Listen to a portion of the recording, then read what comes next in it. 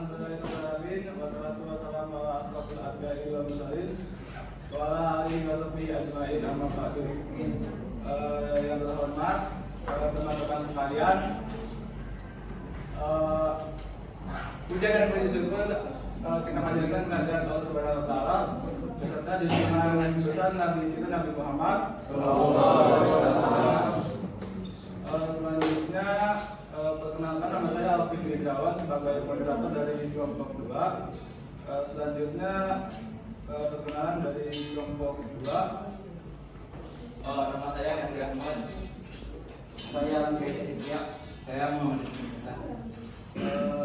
Langsung aja, selanjutnya ada presentasi dari kelompok 2 yang bertema Islam dan budaya. Waktu dan tempat dipersilakan. Terima kasih kepada moderator karena telah memberikan waktunya. Jadi kelompok 2 ini tuh kebagian Islam dan budaya. Nah, studi kasusnya tuh akulturasi budaya Islam dan Tionghoa yang ada di Masjid Tauhid 2 Bandung yang ada di Jalan Tamblong. Oke, selanjutnya. Ini ada pembahasan kita di presentasi kali ini. Yang pertama,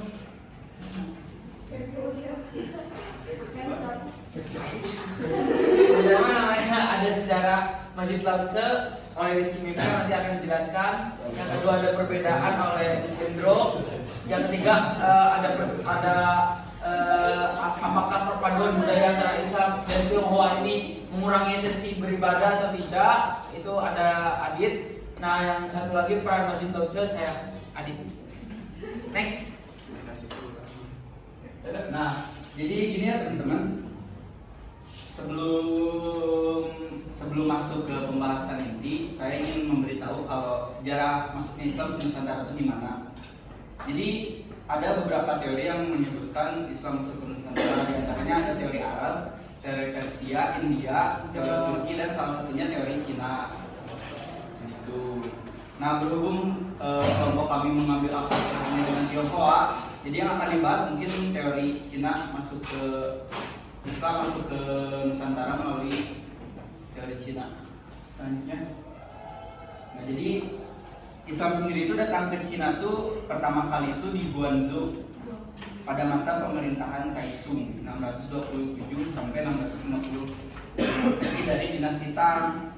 Nah, kalau Islam masuk ke Nusantara sendiri itu melalui saudagar Cina katanya yang berdagang di Nusantara dan menetap di Nusantara lalu menikahi wanita-wanita setempat. Adapun yang menjadi mualaf. Sebenarnya peradaban Cina tuh emang udah lama ya adanya di Indonesia gitu. Bukan hanya mempengaruhi agama tapi juga ya bisa budaya, perekonomian, mungkin infrastruktur bangunan dan lain-lain.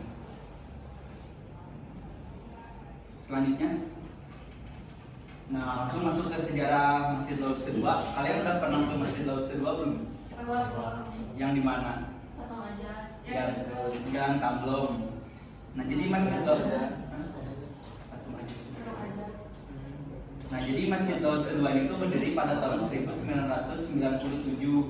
Didirikannya itu oleh seorang mualaf Tionghoa yaitu Haji Karim Oi. Ya, beliau itu adalah anggota Muhammadiyah sekaligus pendiri dari Persatuan Islam Tionghoa Indonesia atau PITI. Nah, jadi sebelum Masjid Tauhid 2 seperti sekarang tuh dulunya tuh hanya menempati kontrakan ruko nomor 27. Jadi hanya sepetak itu. Kalau nggak salah luasnya itu hanya 6x7 meter, ya 7x6 meter gitu. Ya, selanjutnya. Nah, ini lokasinya. Maaf kalau jelas. Lanjut. Nah, seiring berjalannya waktu kan jamaahnya tuh makin banyak. Alhamdulillah kemarin diberi kesempatan buat beribadah sholat Jumat di sana. Emang sampai nutup jalannya buat jamaahnya tuh. Nah, makin lama tuh kan makin nambah. Jadi area masjidnya juga makin luas gitu. Dari asalnya ruko nomor 27 sekarang tuh udah sampai 28, 29 udah sebelah-sebelahnya. Namun kemarin tuh sempat wawancara juga kalau misalnya yang nomor 28 tuh belum lunas ya. betul. Tapi sudah, maksudnya kan berarti belum lunas kan, sebelumnya ada pemiliknya, tapi di situ sudah diperbolehkan untuk ditempatkan sebagai tempat beribadah gitu walaupun belum lunas. Baru 200 juta dari seberapa miliar gitu untuk melunasi. Nah, kenapa Masjid Lausa ini lebih terlihat seperti kelenteng atau bangsa-bangsa Tionghoa? Yang pertama yang karena didirikannya tuh oleh mualaf dari Tionghoa, dan yang kedua tuh katanya emang supaya muslim-muslim Tionghoa tuh ketika beribadah di masjid itu merasa nyaman dan aman gitu kan, soalnya kalau misalnya masuk ke masjid-masjid yang umum seperti kita jumpa itu ya takutnya aneh atau gimana, jadi makanya bernuansa Tionghoa itu supaya memberikan kenyamanan gitu. Selanjutnya, nah, lanjut Hendro. Ya, selanjutnya ada perbedaan Masjid Lausa II dengan masjid lainnya. Yang pertama dilihat ya mimbar Lausa II dengan masjid umumnya gitu. Kalau di Masjid Lausa II kayak seperti kerajaan gitu ya, kayak kaisar gitu. Terus juga dominan dengan warna merah. Sedangkan yang biasa kayak gini kan masjid-masjid Indonesia gitu lah. Next. Nah, untuk kubahnya karena Lausa masih ruko, mungkin kubahnya jadi lukisan dulu gitu. Soalnya kan belum lunas, jadi belum berani untuk memasang kubah yang beneran mungkin.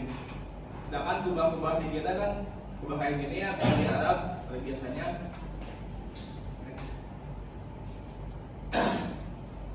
Nah, ini ornamen-ornamennya kayak gini. Beda dengan masjid yang di kita ya. Ada lampion, ada tulisan Cina. Nah, itu Lausa itu artinya atau kalau dalam bahasa Arab Ustaz. Nah, ini pintunya kayak gini. Yang sebelah paling kanan saya lihat ya, atau paling kiri itu jendul lagi wiridan. Kelihatan kalau pastinya sempit kayaknya 6x7. Nah, makanya kalau lagi Jumatan si jalur dekat kan ada 2 jalur paling dekat dengan masjid diblok dulu buat Jumatan, dan juga di yang tengah. Nah, itu jalan tuh dipasang tenda gitu itu buat Jumatan, soalnya yang dalamnya sempit. Sebenarnya yang paling mencolok dari masjid ini tuh dengan masjid biasa tuh dari warnanya sih, visualisasinya sama ada tulisan-tulisan Chinese ya. Next.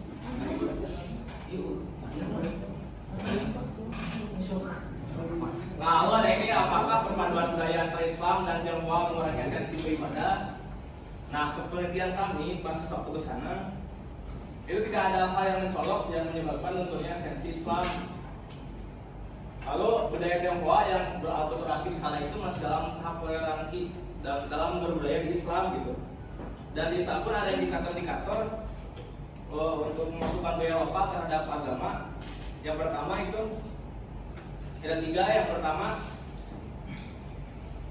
Islam menerima dan mengembangkan budaya yang sesuai dengan prinsip ajaran Islam. Jadi selama itu mengikuti syariah dan prinsip Islam, maka masih boleh diperbolehkan budaya lokal itu masuk. Nah, yang kedua, menolak tradisi bertentangan dengan Islam. Misalkan di Cina ada tradisi makan babi, lalu menusuk palawar dan lain-lainnya. Nah, untuk di Lausa ini nggak ada gitu. Jadi Islamnya disesuaikan dengan si budaya Tionghoanya sesuai dengan syariah gitu. Lalu yang terakhir, cara berpakaian. Nah, di Masjid Lausa ini pakaiannya yang saya lihat juga ada yang memakai jubah ya, yang ada yang memakai koko gitu. Karena koko itu kan identitas Cina ya. Nah, tapi itu masih toleransi gitu, masih menutup aurat, masih rapi gitu, masih istilahnya sudah menyalahi aturan lah gitu. Dan itu pun menjadi salah satu bukti kalau Islam itu fleksibel terhadap budaya gitu. Karena kalau Islam cuman akidah dan syariah, menurut tahu Kang Said Agi Syirot juga, Islam akan sedikit umatnya kalau sekedar akidah dan syariah gitu. Makanya fleksibel terhadap budaya-budaya setempat seperti itu. Next. Oh ini ya. Nah, ini ada peran Masjid Lausa II di Bandung gitu. Sebelumnya yang tadi dijelaskan Hendro juga syariat, maksudnya terus Henry sesuai dengan syariat dan lain-lainnya itu memang benar gitu. Terus memang di dalam Masjid Lauce ini alhamdulillah yang saya lihat, yang saya perhatikan emang nggak ada lukisan gitu, nggak ada foto-foto yang berkaitan dengan makhluk hidup, hewan atau manusia gitu. Jadi mungkin ya insya Allah ibadah juga mungkin lebih nyaman, lebih tenang gitu. Dan intinya mah sama aja gitu untuk Masjid Lauce dan masjid lain gitu. Cuman bedanya mungkin di perannya gitu. Kalau nah peran si Masjid Lauce ini ada sebagai wadah mualaf. Nah, total di Masjid Lauce ini udah 112 orang yang bersyahadat di Masjid Lauce ini. Nah, next slide. Nah, ini proses syahadatnya, syahadat mualaf. Nah, sini lagi aja. Nah, di mualaf ini gitu, 112 orang ini rata-rata memang Tionghoa, memang rata-rata Chinese. Tapi selain mualaf juga kan, kalau mualaf di Indonesia mungkin yang Tionghoa gitu, belum tentu keluarganya semua ikutan mualaf gitu. Nah, dan setuju gitu, ada yang orang masuk Islam ditinggalkan oleh keluarganya, masuk Islam ditinggalkan oleh lingkungannya, masuk Islam ditinggalkan oleh teman-temannya. Nah, si Masjid Lauce ini gitu ada di lantai 2, itu buat tempat tinggal mualaf-mualaf yang memang terlantar atau tidak punya tempat tinggal dan lain-lain gitu. Nah, jadi dibantu oleh Wakaf Salman. Wakaf Salman ini sebagai donatur tetap si Masjid Lauce ini gitu, sudah berkomitmen untuk memang membantu Masjid Lauce ini. Nah, simbol akulturasi budaya Tionghoa dan Islam di Bandung, dan memang benar itu gitu. Ketika Masjid Lauce itu menjadi wadah mualaf gitu, orang-orang yang sesuai tujuan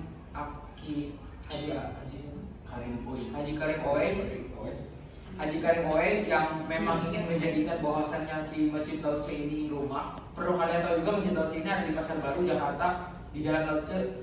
Nah, itu Masjid Lauce pertama, ini cabangnya Masjid Lauce 2 itu. Nah, ya. Terus simbol akulturasi ini juga jadi gitu, benar-benar wadah ini benar-benar tempat wadah gitu. Sampai setiap hari Minggu itu ada pembinaan untuk mualaf gitu.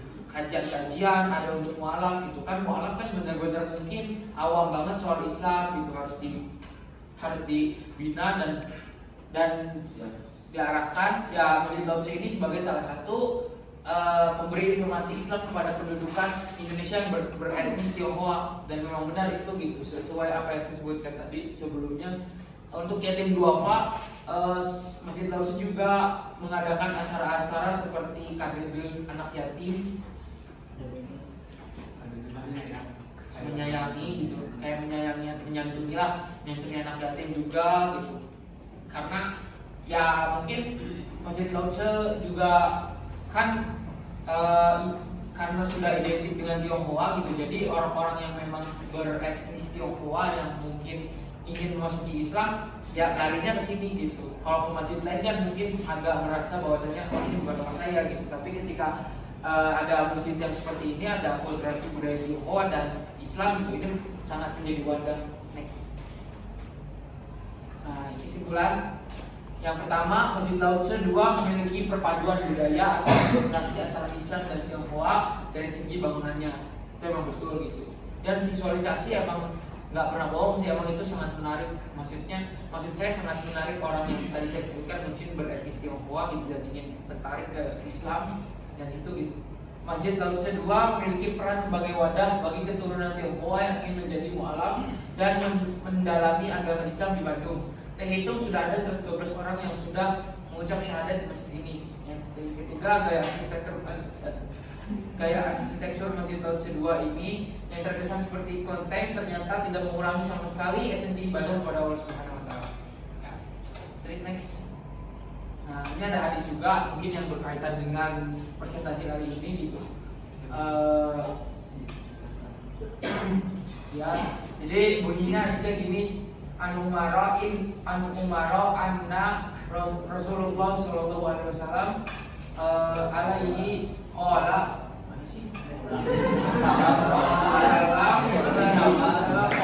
innamal a'malu binniyat wa likulli amri ma nawa Famang kanat. Ya langsung aja artinya ya. Dari Umar radhiyallahu anhu bahwa Rasulullah SAW bersabda, amal itu tergantung niatnya dan seseorang hanya mendapatkan sesuai niatnya. Barang siapa yang hijrah kepada Allah dan Rasulnya, maka hijrahnya kepada Allah dan Rasulnya. Dan barang siapa yang hijrahnya karena dunia atau karena wanita yang hendak dinikahinya, maka hijrah itu sesuai kemana ia hijrah. Hadis riwayat Bukhari Muslim dan 4 imam ahli hadis. Next. Nah ini ada dokumentasi sedikit. Selain kita mewawancara, kita juga diwawancara. Ini Ada cek aja di laut setipi. Laut setipi ada di. Next. Ya, terima kasih teman-teman. Saya serahkan kembali kepada moderator. Ya, alhamdulillahirobbilalamin, presentasi dari kelompok 2 sudah selesai. Selanjutnya masuk ke sesi tanya jawab. Satu sesi itu dua pertanyaan. Untuk pertanyaan dipersilakan.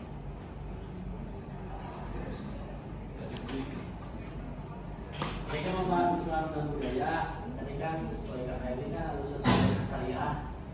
Lalu bagaimana jika ada misal di Jawa ya, kan ada tradisi kayak Kris itu kan apakah ada di dalam syariah atau gimana? Kalau misalnya tidak sesuai dengan syariah itu gimana, salah nggak sih?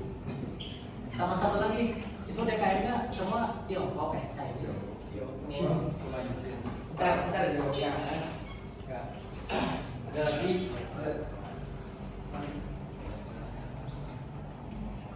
Ada lagi kan? Ya silakan.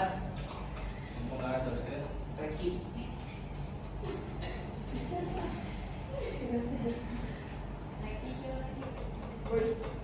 Mana juga? nggak jadi. Oke. Jawabannya.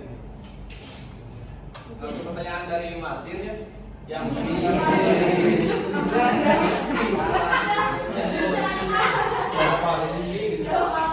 itu kan yang mengikuti Kris ya. Itu tuh sebenarnya kalau dari segi sebenarnya banyak pandangan sih, biasanya itu tuh yang bermacam NU gitu, Nahdlatul Ulama biasanya boleh saja, cuman kadang juga ada yang melarang kayak Wahabi gitu kan katanya bid'ah gitu gak sesuai sama ajaran. Nah, jadi sebenarnya itu pandangannya berbeda-beda, ada yang melarang, ada yang enggak gitu. Tapi dalam kalau selama enggak melarang dan apa sih namanya enggak menyimpang, enggak maksudnya enggak sampai meminta selain Allah gitu. Dan ada nabi selain Nabi Muhammad gitu. Nah itu baru menyimpang banget kalau itu kayak Kalau misalnya sampai gimana? Apakah masih kalau memandikan biasanya suka memandikan tuh gimana? enggak di selain itu bisa ada Yang kayak Ya, gimana? kalau misalnya cuma kan kembali lagi ya, budaya itu apa yang dibuat oleh manusia itu tidak. Jadi ketika memang budaya itu dibuat oleh manusia tapi menyimpang dengan ajaran Islam yang kadang bahasanya ajaran Islam, ya menurut saya pribadi sih ya emang udah melenceng gitu.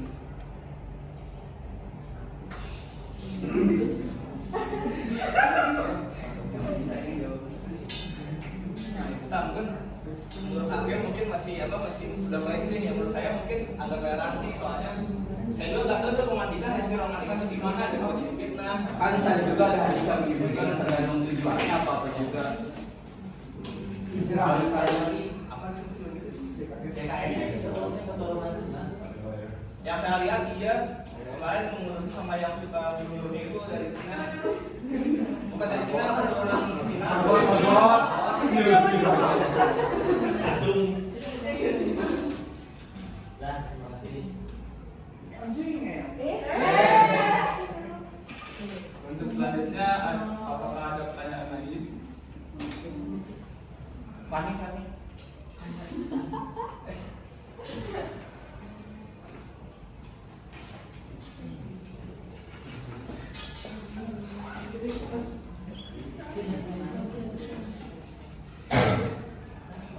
yang nanya dicatat siapa aja.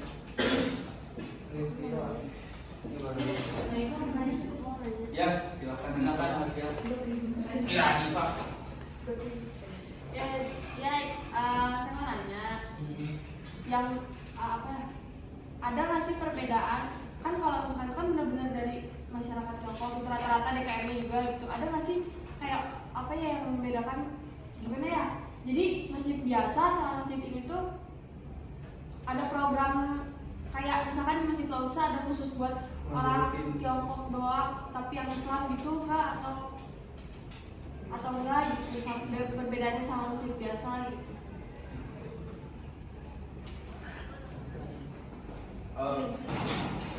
Jadi ini ya perbedaan masjid Lausri yang benar-benar mencolok gitu. Yang pertama tuh kan ini tuh jadi tempat adat buat keturunan Tionghoa yang ingin masuk Islam. Nah kan ketika mungkin ada seseorang yang sudah apa ya imannya nggak sejalan dengan keluarganya kan mungkin ada sedikit diskriminasi, benar nggak?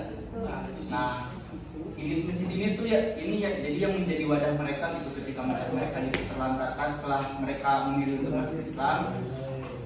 Yang saya tahu yang paling beda dari masjid itu ya mereka itu menyediakan wadah gitu buat maafnya. Selain ya jadi seperti sesuai tujuan aja Hanifah, sesuai tujuan Haji Ali Haji Karim itu kan emang sebenarnya bertujuan itu gitu. Ketika dia karena dia mungkin ketua PT atau PT ya Persatuan Islam Tionghoa Indonesia, saya itu PT itu dia ingin membuat wadah gitu. Emang tujuannya seperti itu, emang ingin membuat wadah dan rumah bagi penduduk Indonesia yang beretnis Tionghoa, yang Muslim maupun yang ingin masuk Muslim gitu. Nah, menurut saya si akulturasi budaya ini menjadi afeksi. Afeksi itu dorongan kasih sayang, maksudnya secara nggak langsung menjadi dorongan kasih sayang buat bisa dibilang seperti itu gitu istilahnya, mendorong orang misalkan Rizky Miftah Chinese ya misalkan terus ingin masuk Islam gitu. Ketika saya masuk ke Al-Furqon beda rasanya dengan saya masuk ke masjid yang memang memiliki visualisasi seperti itu gitu. Nah, ya itu gitu ketika Rizky Miftah untuk masuk gitu ke masjid itu yang merah-merah itu yang mungkin emang benar-benar ada akulturasi budaya Tionghoa dan Islam meskipun hanya visualisasi semata gitu. Nah, apalagi dengan tujuan itu gitu. Yang saya lihat itu Dewan Kemakmuran Masjidnya juga ya rata-rata Tionghoa. Saya juga melihat saya mungkin emang tidak sempat wawancara beliau mungkin karena beliau sedang ada urusan dan cukup dan lain-lain. Itu menjadi wadah si akulturasi ini menjadi hal pendorong buat orang Muslim, orang Tionghoa yang masuk Muslim atau yang Tionghoa Muslim. Dan paling menurut pengalaman ya Pak, ketika sholat Jumat di sana kan biasanya kalau yang jadi imam atau yang lain itu orang kita gitu ya. Kan kalau di sana tuh orang Tionghoa, paling gaya bicaranya aja sih ya. Ya tau lah orang-orang Chinese kan kalau ngomong Indonesia itu sih itu tapi masjid Laos juga ini kok maksudnya kayak menyediakan makanan ke orang-orang kurang mampu juga datang bro sama ada lapar kerja lapar termasuk saya. Mereka yang orang jangan mau dua apa di rumah. udah itu Pak. Nggak mau nanya lagi, ada yang ini sih kan biasanya kalau di masjid biasa kan kadang suka ada syarat-syaratnya pengajian anak kecil di madrasah gitu. Kalau di sana ada? Oh kalau di sana kurang tahu, cuman yang kami dapatkan informasinya itu setiap hari Minggu ada pembinaan buat mualaf. Mau nambahin juga, saya tuh pernah lewat sore-sore di situ kan. Dan ada kegiatan gitu di masjid kayak mengaji kayak gitu anak-anak itu. Tapi itu di nggak tahu saya soalnya cuma lewat naik motor, nggak termasuk dalam observasi, hanya sekilas. Ya. Cukup. Lagi gue. Sesi selanjutnya Kakiana. Masjid Lause ya. Dia tuh berada di ruko gitu ya. Iya. Luasnya berapa ya kira-kira ya? Berapa? Berapa? Satu ruko itu kan paling 7 meter. Dia berapa? Satu ruko. Sekarang udah 3, alhamdulillah. Berarti Kurang dari 350 meter persegi berarti. Iya. Iya. Bukannya syarat masjid itu 350 meter. Kata saya jawab ya. Oh enggak ya? Iya. Sepengetahuan Iya. pengetahuan saya dan ini ilmu saya terbatas juga, tidak bisa menjawab secara ini. Tapi ketika di situ ada imam, ada makmum, terus ada sholat Jumat, ada azan, ada iqomah, itu bisa disebut masjid walaupun tidak ada kubahnya, walaupun mungkin tidak ada sajadahnya, itu bisa disebut masjid ketika ada sholat Jumat, ketika ada memenuhi syarat untuk sholat Jumat, ketika ada azan dan iqomah dan lain-lain. Masjid Lause memenuhi sholat Jumat. Kemarin kami sholat Jumat di sana. Kalau sholat Jumat itu syaratnya minimal ada 40 jamaah. Kalau pas imam nggak ada. Ya, bukan ada berapa hari sih gitu. Mungkin ya di Indonesia kan ada nih yang mungkin ada kuburan terus ada masjid di sampingnya. Ketika masjid itu memang ada, terus di sini dia bangun kuburan, ya silakan untuk sholat. Ketika ada kuburan terus kamu bangun masjid di atasnya, itu baru salah gitu. Itu yang nggak boleh gitu. Kan sholat di kuburan nggak boleh. Ketika ada kuburan, ada masjid dan terpisah, walaupun cuma satu tembok, ya silakan sholat gitu. Ketika ada kuburan terus bangun masjid, ya itu salah. one more question.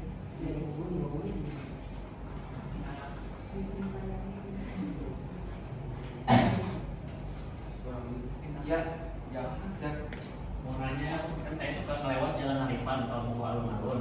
Di situ ada juga masjid kayak arsitektur Cina, jadi kalau bikin desain, apa itu sama dengan masjid Lause ini. Kalau misalnya berbicara sama tidaknya, jujur tidak tahu ya, soalnya kami tidak observasi di tempat itu. Cuman kalau misalnya emang mendengar informasi, kayaknya kulturasinya sama sih, dan tidak dari bentuk bangunannya kan lebih mirip kelenteng, tapi itu masjid sama kayak Masjid Lause Bali. Tambahan dari itu. nggak itu banget.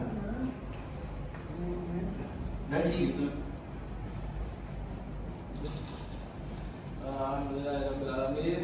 Presentasi dari kelompok 2 selesai. Kurang lebihnya mohon maaf. Assalamualaikum warahmatullahi wabarakatuh.